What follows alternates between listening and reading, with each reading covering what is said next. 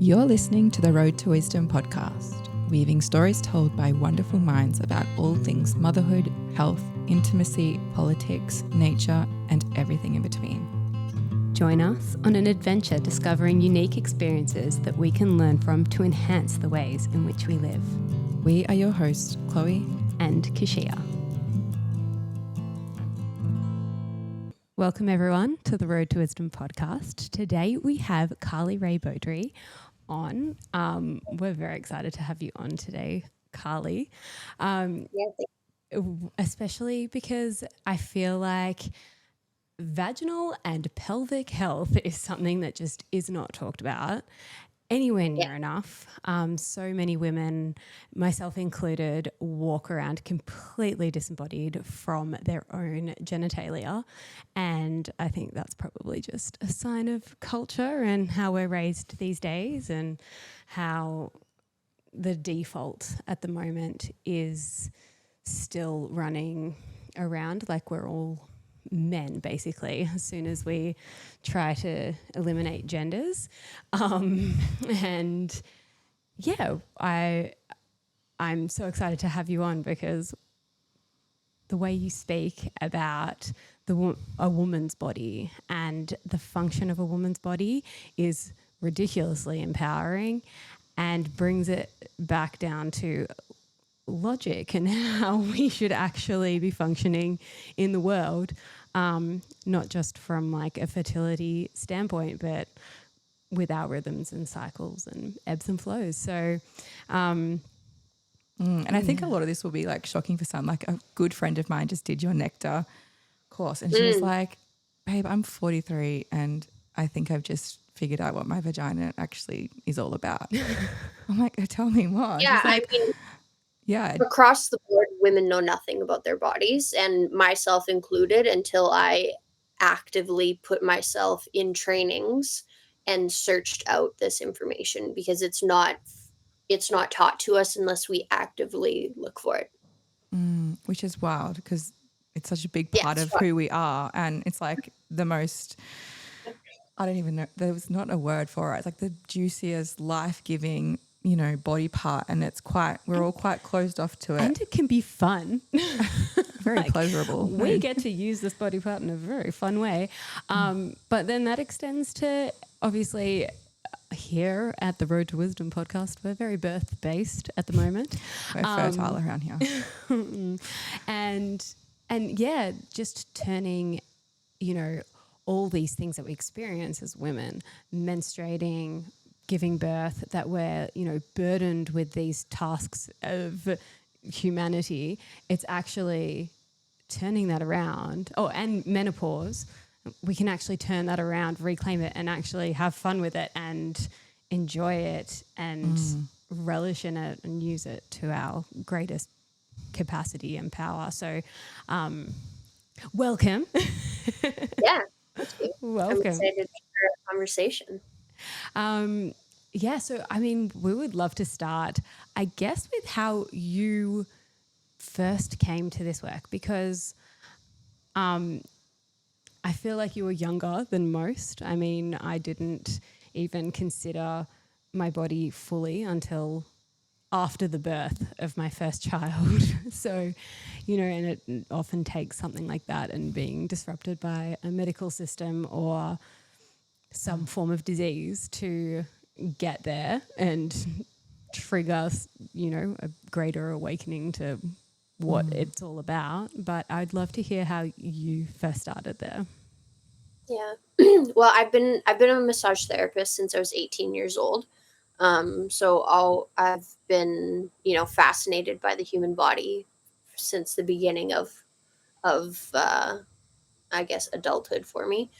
But how I got specifically into the women's work is I was 24 years old and I was living in Kenya, and I was living at an orphanage in Kenya and doing physical therapy, massage therapy with the babies, and specifically with some babies with severe cerebral palsy.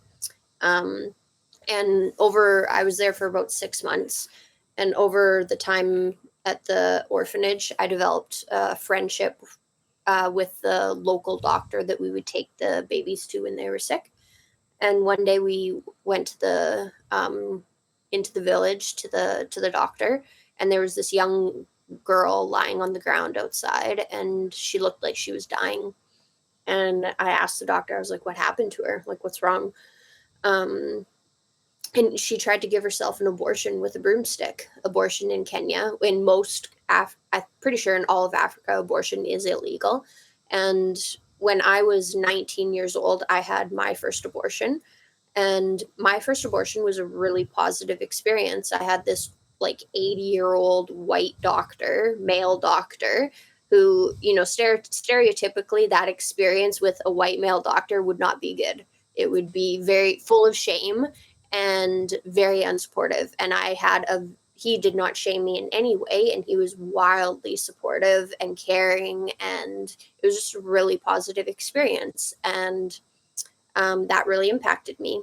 So witnessing this young girl who I'm pretty sure she died because she caused some internal bleeding, it rocked my fucking whole paradigm on life. And really set this fire under my ass. And when I got home, I just started researching like everything. I was like about, you know, legalities around abortion and all this kind of stuff. And I started researching midwifery school. And I'm not the kind of person who can do university. It just doesn't work with my brain and the way I work. But I ended up finding this really amazing holistic doula program here in Canada, in Victoria, at the school called the Pacific Rim College, which is probably one of the top traditional Chinese medicine schools in North America. And the wife of the man who founded the school started this holistic doula program. So I went to, when I got home from Africa, I went and did this training, and it opened my world to women's health. And I was fucking floored at how little I knew about the female body, about our cycles, everything that has to do with female physiology. And then it's just been a rabbit hole of deepening into the work that I do and literally developing the way that I work with the female body and understanding our body in this really just comprehensive way. Yeah. That's huge. Yeah. Yeah. Well, I think, I mean, we've been following you for a while. I think, Chloe, longer than I have.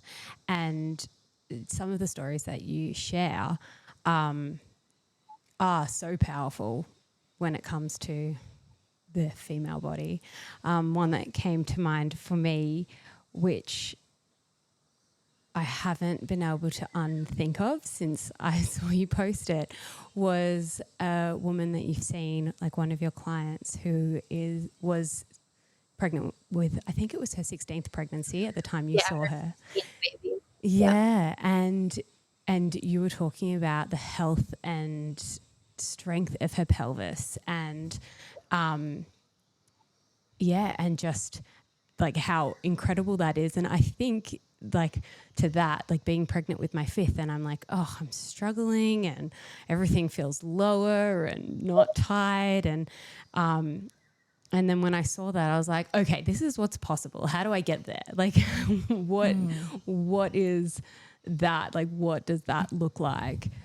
And how do I incorporate into my world? As well, it's like breaking down the norms. So like currently we all look at this as like, okay, it's normal to have a prolapse. It's normal to feel like, it's normal to have urinary ruined. Yeah, like, exactly. Like it's normal to not pelvic pain. Exactly. So basically, like you get pregnant, you have babies. If you have multiple babies, that just really fucks you. Like you're increasing your chances of being ruined forever. And it's just something that it's just normal.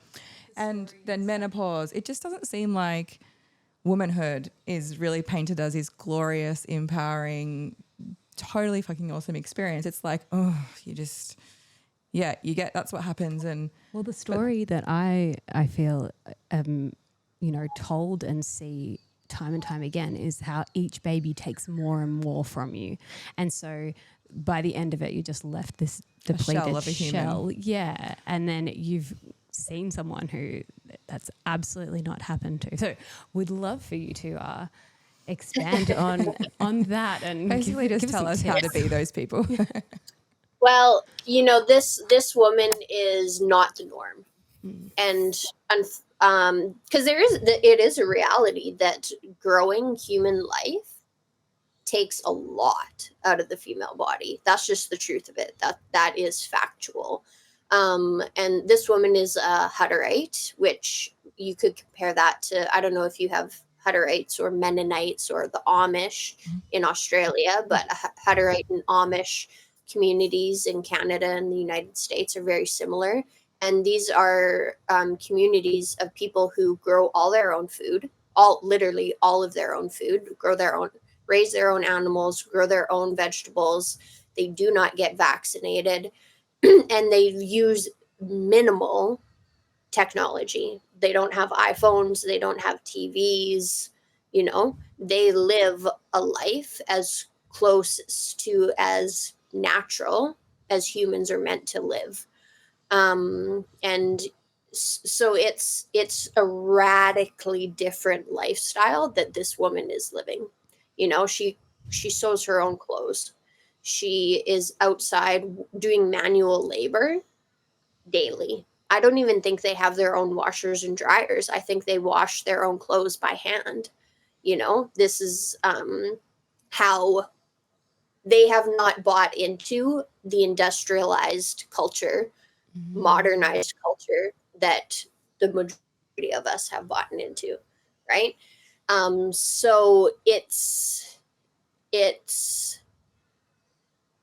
challenging because we think that modernity and industrialization has been this gift to humanity, and in reality, it has created a society full of sick and weak humans across the board, men and women. And that's just facts. Yeah. We are meant to, humans and women, like, how many women are told that, oh, you're pregnant, you can just eat whatever the fuck you want, you don't need to move your body, stop exercising, stop carrying heavy things, just put your feet up and rest. And that's a bunch of bullshit. We are women, especially through pregnancy. Pregnancy is the greatest marathon that the human body can go through. It is the greatest physical feat that the human body can go through. And like, if anyone has ever ran a marathon, if you are going to run a marathon, you have to train physically for that, or you're going to fuck your body up. You're going to be injured, and it is going to take a really long time to heal. And we don't have that mentality when it comes towards birth because we just don't, right?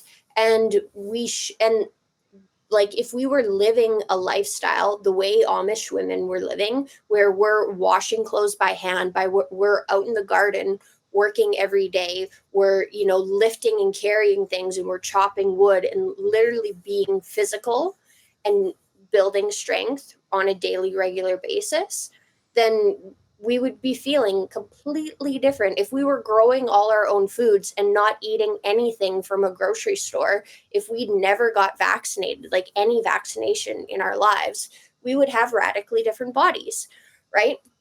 And this was my first time ever having a client from a Hutterite colony. And I have a friend who is a midwife, and she used to do all her births were with the Hutterite colonies. She was a rogue midwife. She worked outside the system. And all of the births were just simple, easy, beautiful, no stress. And the women were supported because you lived in a community with 30, 40, 50 families. So you got to rest. You had other women around who were cooking and cleaning for you, and you didn't have to do anything. And you had all this, home cooked, nourishing meals. And so it's really the way that these communities are living is how humans are meant to live. And that was an absolute reflection of how her body presented through this 16th pregnancy. because you could tell she was supported by her community. She was nourished by her community. She isn't this depleted modern woman trying to force her body to perform in a society that really isn't designed for human health. If that makes sense. Yeah, that's volumes. Yeah. And it's something that always has resonated with me, and I know you as well. Yeah. And yeah, we can definitely see that, you know, living within the laws of nature, so to speak, is conducive to being healthy. It's conducive to raising healthy kids. Like, there's a big difference between the kids who live around here versus the kids who live in cities. Like, it's a very obvious difference. And so, yeah. I think that something that, like, a piece of that you just spoke to, Carly, and something that's taken us both 5 pregnancies to figure out is the postpartum aspect and that healing, rest, recovery phase. Because, I mean, I went into my first pregnancy just so stupid. And it was very much like, I'll just push this baby out and, like Beyonce says, get back to business. And I did. I went back to work 3 weeks postpartum. I was still bleeding from childbirth and on my feet for 14 hours shooting a wedding. So it's been quite a journey for me, and I've done a lot of learning. But even, you know, my second postpartum experience was a little bit more chaotic because I had external factors that fed into that. And then the third time round is when I actually reached out for external help and some kind of support. And then this time round, I'm like, I am getting all the support. And if I don't have a community or family around me, which we don't, and we live in an area where many people have moved here and don't have family support, we are going to do what we have to employ that support, like whatever it is, because that recovery and rest piece is just, it's missing. And I mean, it's coming back now. I guess there's more of a movement now. But yeah, that is like, I think a huge piece that gets very little recognition for, I guess increasing your ability to continue procreating, and therefore so many people don't want to, or women don't want to procreate because they're like, oh no, that after part was like the worst. But totally, if you were properly nourished and supported and actually got the rest you needed to recover, you'd probably be bouncing off the walls. So no, thank you for bringing that to light. And we also think that the nuclear family is a normal thing, and the nuclear family is a creation. It's a tool of industrialization. In our industrial modern world could not exist if we didn't have nuclear families where people weren't living in community. Because when you're living in community, you're supported. And now we have everybody leaving the home to have a job to support this modern world, right? And there is absolutely nothing normal to our physiology to raising children on our own. We are meant to raise children in a village. There's nothing normal about a mom staying home with a baby all alone all fucking day. And then we wonder why women are struggling deeply struggling. And it's because of modernization and how it goes completely against our physiology and what our bodies know. It goes against our DNA memory of what it is to be a human and live in a village setting where we actually thrive. We're living in a world that is designed to make us sick, where we are not designed to thrive in this world, right? You have to work against this world to be healthy. And that's just the reality of the situation we're in. Something really interesting I listened to just recently, and I mention Mary Harrington all the time because I do love her, but she was talking about how it's actually it's really great for the GDP for children to leave home and for parents to get divorced, because you've just turned one household, one house, one mortgage into 2, 3, 4, 5. Multiple. Yeah. So, and I never looked at it from that perspective. And I'm like, there's always a fucking money. Always Always something. money. Yeah. Yeah. On that, I'd love to, like, most people who know you know or associate with you with NECTAR and your offering. Yes. And the way you talk about the, you know, like vagina and body mind connection. And I'd love to just get into that a little bit and kind of unravel what that actually means for you. Yeah. Well, I mean, to me, we're also living in a world of women who are holding massive amounts of shame and disgust around their whole pelvis. Our menstrual, our menstrual cycle and having a bleed every single month is women's burden to bear, and it's something that you just have to get through, and try to ignore it every single month and take Tylenol and Advil to numb out the pain if you do experience pain with it, or numb out any sensation associated with it. And our relationship to our vulva and our vagina is quite superficial, and it's by design, right? We have been told that our pleasure is not for ourselves. We've been told that touching our own bodies is disgusting, it's dirty, it's wrong. The amount of women who are grossed out by putting their own fingers inside their vagina, by feeling their own vaginal secretions, their own cervical mucus, it's massive. And when we hold any layers of misogyny like that, to me, the majority of women that I've come across in my path hold deep, deep layers of misogyny, which is a hatred of the feminine, our feministic qualities. And it's like, when we hold these layers and levels of disgust and hatred and shame, then how can we actually even be in relationship with our body? You can't be in a relationship with something that you feel hatred towards, that you feel disgust towards. And it's all conditioning, because this is a woman's place of power, a woman's place of like immense pleasure. And this is where we birth life from. But then we have this cognitive dissonance where we're like, oh, but I don't even want to touch myself. Or if women do touch themselves, it's with a plastic tool, a vibrator, it's just deepening that divide. For me in my own journey, because I've worked through many, many layers of this. I fucking hated being a woman, hated everything about it, hated being in relationships, like just friendships with women. Didn't want anything to do with women, because to me, women were inferior. It was a fucking nightmare being a woman. I just wanted to, didn't want anything to do with that experience. And working through all of this, it's a conditioning from this extremely, I always find it hard to use the proper words, because I love men, and I don't think that our world is in the shape that it's in solely because of men. And I hate perpetuating the idea of the patriarchy.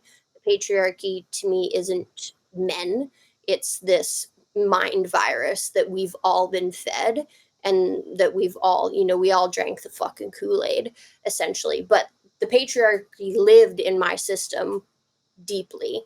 And working through those layers and coming into a relationship with my pussy, and like being able to hold my pussy and feel the power and the softness and the grace, and having that kind of connection to my body changed everything. It changed everything about my life.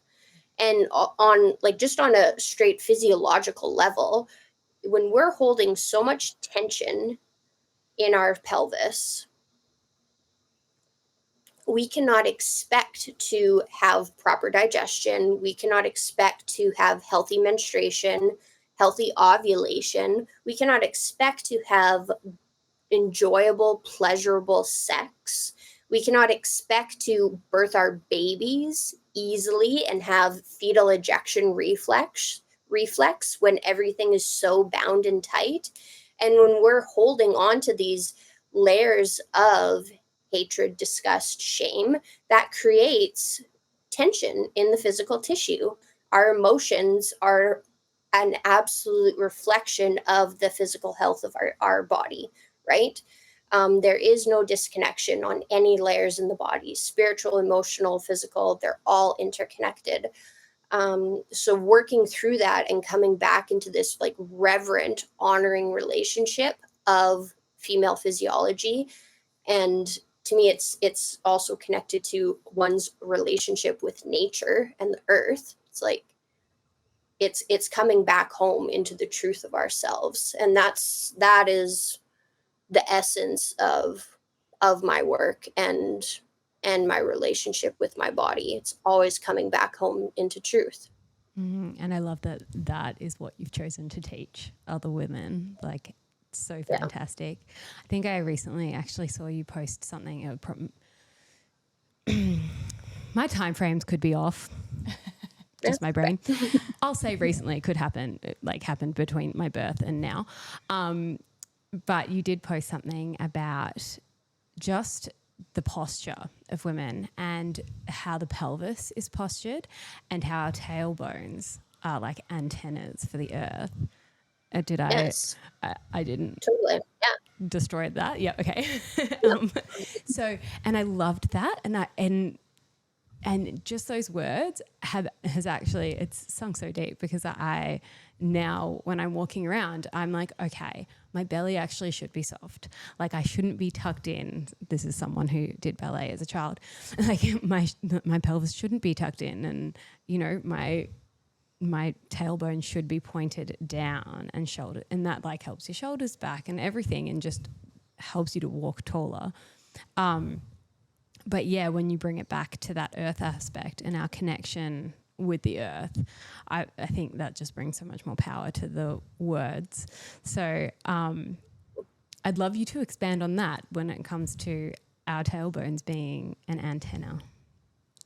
Yeah. I mean, the pelvic posture thing, a lot of people really, really struggle with this one because it doesn't matter like what kind of movement background someone does, whether it's weightlifting, Pilates, dance, yoga, every single movement practice out there teaches us to tuck our tails, to tuck our pelvis, suck our belly in, and that we should hold our pelvic bowl, whether you're a man or a woman, we should be holding it in this neutral place.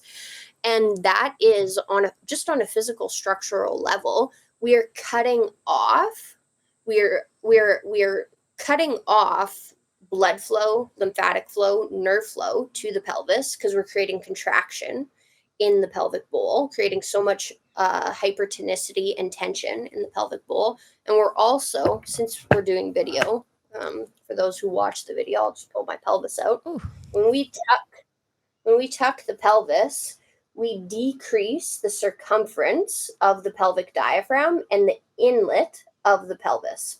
And for female physiology, that is the worst thing that we can do to the female pelvis. We want this wide, girthy, open pelvic diaphragm. I don't use the terminology pelvic floors. Pelvic floor is fucking stupid. Floors do not exist in the body. It's a diaphragm. The musculature is a diaphragm. It's a living, breathing, moving structure. But when we tuck into this neutral place, we shorten and contract and tighten all of that tissue. The female pelvis, whether a woman is going to have babies or not, it doesn't matter. Her physiological design is designed to give birth. And when we take the pelvis out of, this is an anterior rotation, this is proper rotation. When we take it out of that rotation, we are decreasing the space in the pelvis to give birth. And we're also putting the uterus out of alignment. A uterus that is out of alignment has a lot harder time to give birth because it's not you that pushes the baby out. It's not your pelvic diaphragm that pushes the baby out. It's the uterus that pushes the baby out. It's the uterus that has the fetal ejection reflex. Okay. So a pelvis in its proper alignment is this open, communicative space in the body. The whole pelvis is connected properly. And then when it comes to the tailbone, when we tuck our tails, it's if we think of our body in its true animalistic self, what does an animal do when it tucks its tail? It's scared. It's protecting itself. It takes itself into this protective place, right? A place out of fear. And it's making itself smaller. And that's the same thing in our bodies. When we tuck our tails, it's this fear pattern that we're bringing into the body, into this parasympathetic holding pattern, not parasympathetic, a sympathetic holding pattern in the body. So when we let that patterning go, we bring our pelvis back into its proper alignment. Our tailbone is a lot more free and communicative. And if you watch any animal, you like actually watch their body language, whether it's a cat, a dog, a horse. Their tail is one of their most expressive, communicative parts of their bodies. Mm-hmm. So we as humans, if we can connect to that expression of our tails, our ability to just straight connect with the earth is that much greater. But also just with ourselves, like when we're so tight and restricted and holding ourselves in these really not restrictive, well, yeah, restrictive, but I don't know what the word is that I'm looking for. But when we hold ourselves in these really tight patternings, our ability just to feel our whole body is less. Because when you're so tight, you can't feel your blood rushing through your arms. You can't feel your lymphatics moving because everything is tight and moving a lot slower, right? And it's the same thing with the pelvis. When we loosen the pelvis up and we bring the female pelvis back into her proper alignment, and we take all that pressure and tension off the sacrum and the tailbone, then the communication of our whole nervous system changes. Our connection to the earth changes. And we can feel our own animal body so much deeper. And I think that's another aspect of what's created so much disconnection from women in their bodies, from women connecting to their pussies, is that this idea that being animalistic is less than, is bad, is wrong. And it's not this modern intellectual woman that births babies. It's this primal animal woman that births babies, you know? And there's a fucking reason that we've been disconnected from our animal selves, because the powers that be want us disconnected from our instincts, want us disconnected from this intuitive, instinctual, reflexive part of ourselves that is fucking on and listens to their gut and doesn't just follow what the government says, you know? Mm-hmm. Yeah, and I guess we've seen a lot of that en masse. Well, I mean, exactly. Yeah. Exactly. But it's also very prevalent in the birth world. I mean, half people we just watched a documentary the other night, and 1% of women are home birthing. Like 1%.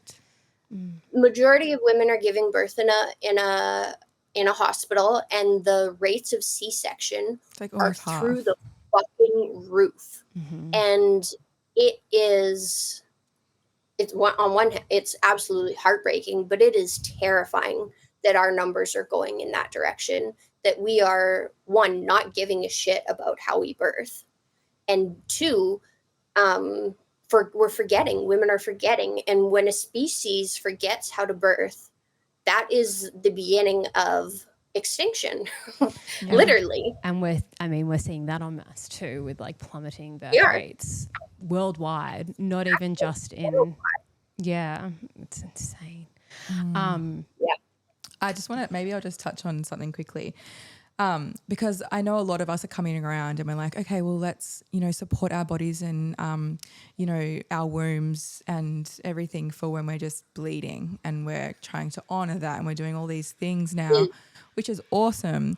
But in the scope of birth, when we're talking about really facilitating our best case scenario, like easy birth or just physiological birth as it's supposed to be, without the shit show that is often enters the room.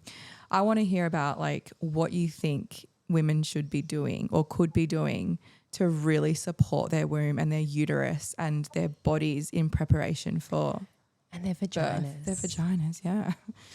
In preparation for birth? Yeah. Well, I mean, just the relationship piece is everything. Like, so many, let's take it to the cervix. The only relationship that the majority of women in our world, I'm not talking about women, you know, this very niche culture of women who are checking their cervical mucus and do cervical massage and, you know, have a relationship. I'm talking about the norm, you know, the majority of women in this world. Their only relationship to their cervix is going to a doctor once a year to get a pap test, to look for disease, to get their cervix poked and prodded by a stranger and look for if something is wrong in that tissue. So that's the baseline relationship with our cervix. And then women, and we'll also add on to this, layer onto this, that our baseline relationship to our bodies with being fertile and ovulating is we try to control our fertility through the birth control pill. And majority of women are on the birth control pill from a teenager and then well into their 20s. So a good 10, 15 years of taking birth control pill. And then they get married and they're like, okay, I want to have a baby. I'm going to stop taking the birth control pill. And they expect their bodies to get pregnant like that over fucking night. And it doesn't work like that. It's typically not that simple. And then we bring it into the birth and we come back to the cervix. It's like, okay, I haven't had a relationship with this tissue at all, except for allowing a stranger to poke my cervix and look for disease. And now I want to have a physiological birth. I want to have a natural birth, but I have had zero connection with this tissue. And this tissue has gone into somewhat of a self-protection mode from me, allowing a stranger to poke it with, you know, plastic and metal instruments. And then we think that our body should just spontaneously have births, you know, without any issues. And our tissue I see so many cervixes. I truly think there's a pattern of cervixes in our world that are going into a state of atrophy, a comatose state, because women do not cultivate a relationship with them at all. And the amount of, again, on a physiological level, the amount of blood flow reaching the cervix these days is absolutely minimal. The majority of women have a cervix that is numb or is in a lot of pain because of all of the tension we're holding in our pelvises. And so to me, it's like, how do we prepare our body for a physiological birth? We come into relationship with these tissues. We fucking touch our cervix, you know, baseline. This is like baseline, and it's not about just putting expectations or agendas on why we touch our body. It's just doing it so that we actually can listen to this tissue, so that you don't need a doctor checking you for dilation. You can actually feel into your own body and know that your cervix is softening and ripening and starting to efface, that your cervix is starting to dilate, you know, and that you can feel your uterus doing what she is meant to do and shortening and contracting and starting to build that fundus so that she can do the fetal ejection process. And you don't have to push at all, because you're not meant to push. Women are not meant to push babies out. It's just like most people push their own poop out, but they're not meant to. Your large intestine has peristalsis, and your large intestine is meant to push its own poop out. But that's how disconnected from our natural physiological processes that we've become, that we think we are the ones that do these things to the body, right? When really we're not. So interesting that you brought that up, actually. Yeah, and so fucking valid, because it's so true. Like, and I think it's something that's actually spoken across in like a lot of the free birthing world, because a lot of the women that I've spoken to who are big proponents for free birth will say, if you have no relationship to your body and you've fallen pregnant, it's it's probably not ideal for you to go straight for a free birth because you don't know your body. It can be very dangerous. Yeah. So it's like, one of those things that if you haven't ever experienced your, like, even like during sex, like if you don't know what's being felt out when you're procreating, then like it's, you know, it's a big time. It's also not that big. We're built for it, but it is a big time, especially first time when you give birth. Like, how are you supposed to know and feel into what is happening? You can't. Totally. And it Totally. creates an unsafe environment. So, And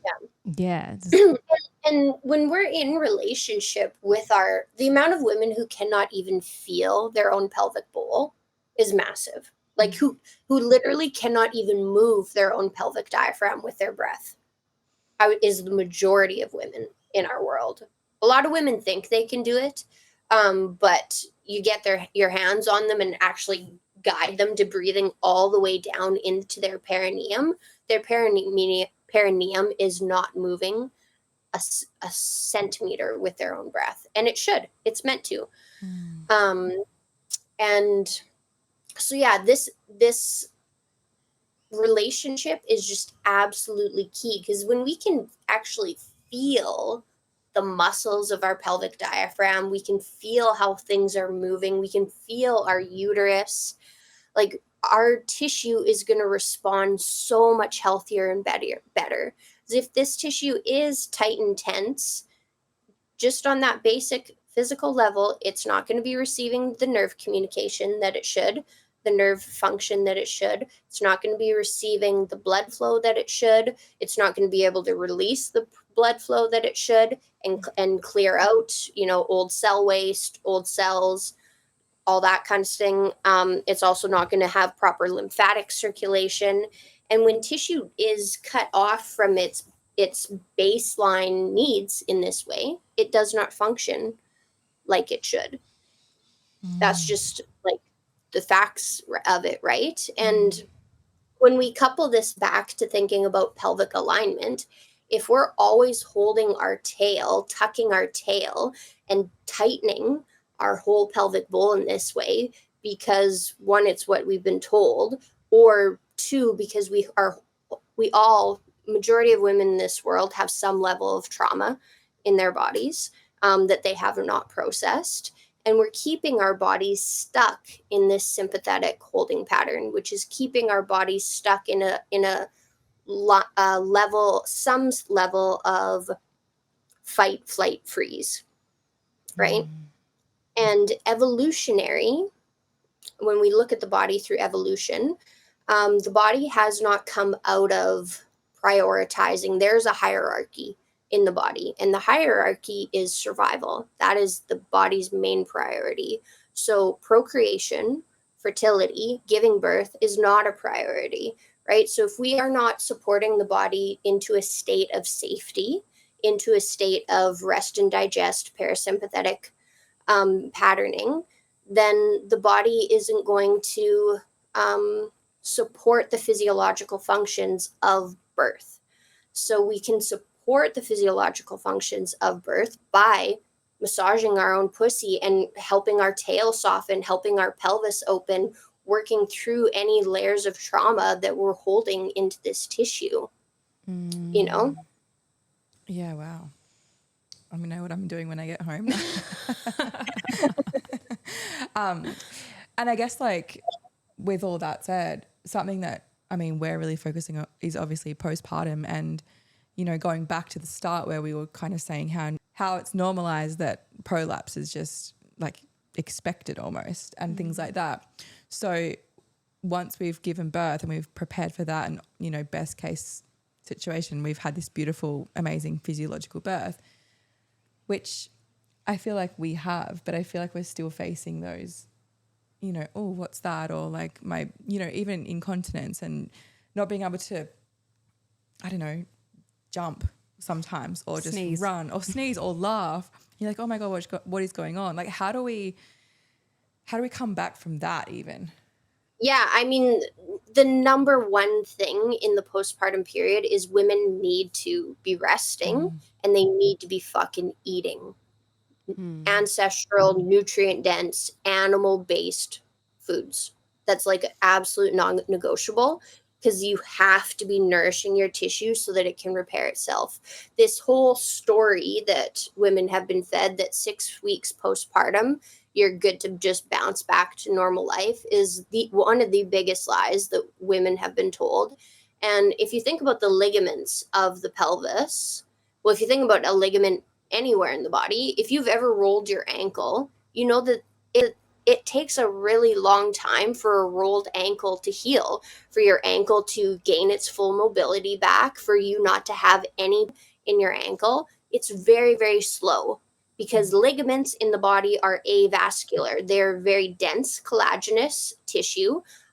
They don't get a lot of blood flow because of their function of holding things together and just being dense and collagen based, right? So all the ligaments of the pelvis and all the ligaments that are holding the uterus in place are stretching to their absolute maximum capacity through, whatever it is, 40, 42 weeks, however long you're pregnant. And then we think that in 6 weeks, those ligaments are good to go and you can just bounce back to life. And that's not how it works. Those ligaments take a minimum of 12 to 18 months to heal. So that in and of itself, that is like the number one reason why we are seeing so much prolapse and urinary incontinence, because women do not have that understanding that the ligaments that are literally holding your bladder in place, the ligaments that are holding your uterus in place, the ligaments that are holding your rectum in place, they've all been affected through pregnancy. And they've all opened and stretched. It's mainly the ligaments of the uterus that have stretched so much, but even your whole pelvis is opening to accommodate the growing baby, right? So they're all stretching and opening, and they do not heal overnight. They do not heal in 6 weeks. It's physically impossible.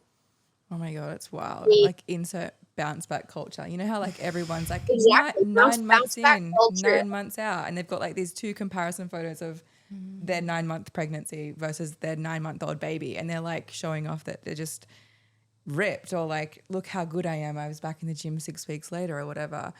It's like we really need to turn that around to like the What are bounce you back gonna culture look is like like, at what 70? are you eating? And show us your vagina when you're 70. Yeah. Yeah. And this isn't to say that we shouldn't move postpartum, because we need to move. Movement is key for blood flow and building strength back up into the tissue, but we need to be moving smart and in the proper way for a postpartum body, right? And running is the worst fucking thing. CrossFit is the worst fucking thing. Any kind of jumping, crunches, we have to be really intelligent about the way we move our bodies being a postpartum woman. And it's not about the way we look. It's not about getting the body back that we had before, because that's a fucking delusion. You are never getting your body back, because every day you're aging. And you've just gone through the greatest initiation into motherhood, and there's no reversing that. But yeah, it's really about supporting your physiology, because we can't biohack our way out of our physiology. And the postpartum body has very specific requirements when it comes to nutrition, when it comes to care. If you're a mama who has no support, your body is going to be responding to that, and it's going to look and feel and heal in a completely different way compared to a mama who is being totally supported, right? I'd love to go into nutrition because I know that it's very important, and I know you've spoke on it very firmly, to the point that you're like, I'll never work with a vegan or a vegetarian, and I'm like, damn, No, I won't. yeah, because I obviously resonate with that. But I'd love for you to just speak on that, like why would you never work with a vegan? Why? Yeah, so I I've been a manual therapist for 18 years now, so I have a lot of hands-on experience. And every single time I've worked with a vegan body or even a vegetarian, their tissue does not change the way a person who is consuming meat. Their tissue does. The foundation of the kind of body work that I do is called Rolfing, and it's fascial work, and it's all about supporting the body to come back into its physiological design, into its proper alignment.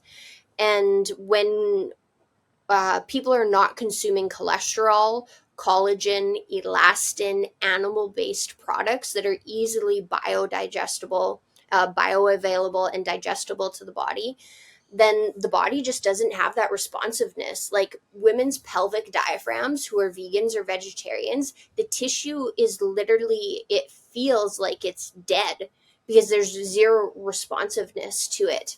And it's just a waste of my time working with someone who's not willing to actually nourish their body, especially if you're working with a woman who has scars. Scars take forever to heal when someone's a vegan. Like, it's wild because the body's in a depleted state, and to build the reserves to actually heal tissue just takes so much more energy that the body does not have, energy and nutrients that the body doesn't have. And yeah, so I'm just at a place where I'm not willing to work with people who are not willing to nourish themselves, because veganism is one of the biggest fucking lies that people have been fed. And it is absolutely impossible to be a nourished human without animal products, high quality animal products. I will note, I do not support the mass food lot system of raising animals in that way. It's disgusting, and we shouldn't support it. We should be getting our animals from small farmers who are raising their animals in a healthy, ethical, sustainable way. Absolutely. Right? Like, I don't actually know if I've heard you speak so much on like vaginal microbiome and that kind of thing, and like what your thoughts are. My thoughts on the vaginal microbiome. So it is wildly important that we support, and this is something that I didn't really research until the last few years. Like I lived in Lululemons for years, and then I started researching the vaginal biome, vulvar and vaginal microbiome. And then I started researching on how toxic all the fucking clothes is that we wear and its effect on our vulva and our vagina. And like, I just went on this huge rabbit hole, and I've changed all my clothing over to, wool, organic cotton, natural fibers, because it's critical. So many women, we're literally like suffocating our vulvas with plastic clothing that is full of toxins and chemicals. And the clothes we wear, the products, like so many women wash their vulva with soap. And it's literally, we should not be washing our vulvas with soap, especially as pregnant women. Like, the rates of GBS is crazy, and it's because we do not have a healthy microbiome in our guts, in our vagina. We need to be, really, really prioritizing having a healthy ecosystem on our body. Stop using fucking antibacterial soaps. It's insane how much we just want to kill everything in our ecosystems, and we need to be getting our hands in the fucking mud and touching animals and living really more, I don't want to say dirty, but dirtier lives in this way, right? Because it really is crucial to the health of our whole system, instead of having this view of always wanting to kill bacteria. We just want to kill everything with antibiotics and the antibacterial washes, especially from COVID. Like, it's really sent people into this. The more we sanitize our world and our bodies, the sicker we get, really. So does that apply to, like, do you feel like that's all under the same umbrella as like these bigger problems that women face, like candida, thrush, BV, and all of that? Is that kind of like contributed to just us living more like a toxic, exposing our vulvas to a toxic environment, or is it more related to like sex, or like all the things that we're being told is like unclean? I don't know. It's definitely all connected, but if we think about it, like how many women are bathing in massively chlorinated water? Like I can't even, if I go to a city, I don't even shower when I go to a city anymore because I can't handle chlorine on my skin. Because it just, you can feel how it just kills everything.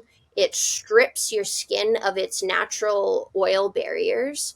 And then we wonder why, or like people are, like my brother wants me to go swimming with I have 3 nieces, go swimming in public pools. And I'm like, abso-fucking-lutely not. Am I entering a public pool that is full of those chemicals? Like it absolutely fucks our biome.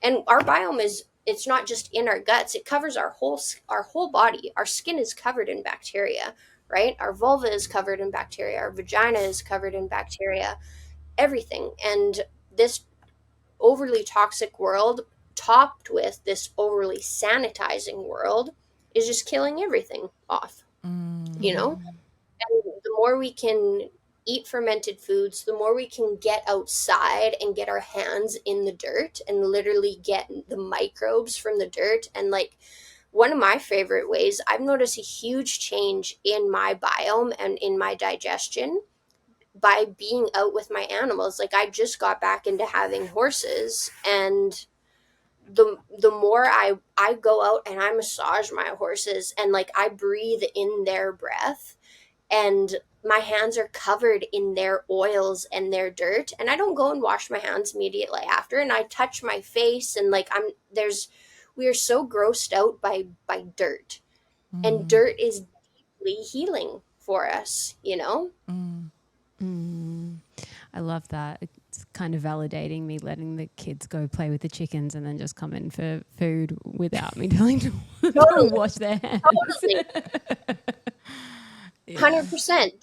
The babies that are the healthiest babies are the ones who are outside eating dirt, drinking out of the dog's water bowl, not these kids who are living indoors and having their hands washed every 5 fucking minutes, Like there's nothing healthy about that. Yeah, I know. I often watch all my kids drinking water out of our horse troughs. I'm like, you get that water. maybe no. I don't really know. Let's see what happens. Yeah.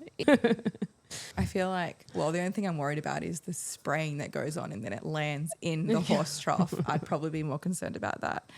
But I feel like we could have spoken about a million other things. I know, actually. I feel like we're out of time. And there was so many other questions I had for you, Carly. So maybe a part 2 is in order if we can lock you down. But thank you so much for coming on today and for giving us your time. It's been really beautiful getting this information and being able to have it for birth and postpartum and send it off to our husbands and communities. And if any of our viewers want to find you and your work, where can they do that? The best place to connect with me is definitely on Instagram, Carly Rae Beaudry. Yeah. Amazing. And you've got your courses and your website. We can link to all of that in our show notes as well, because they're really beautiful offerings. And I guess the first step into people reintroducing themselves to themselves, something I think is important for mothers, especially if you have daughters, so that we can carry this on through the generations.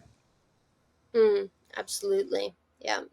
Yeah, and I think the first place to do it is just by, touching our bodies and seeing what our bodies have to tell us. Again, thank you so much, Carly, and goodbye, everyone. Thanks for tuning in to the Road to Wisdom podcast. To join the journey, you can follow us on Instagram at theroadtowisdom.podcast and at www.theroadtowisdompodcast.com. Don't forget to subscribe and leave a review. We look forward to seeing you next week with more juicy content.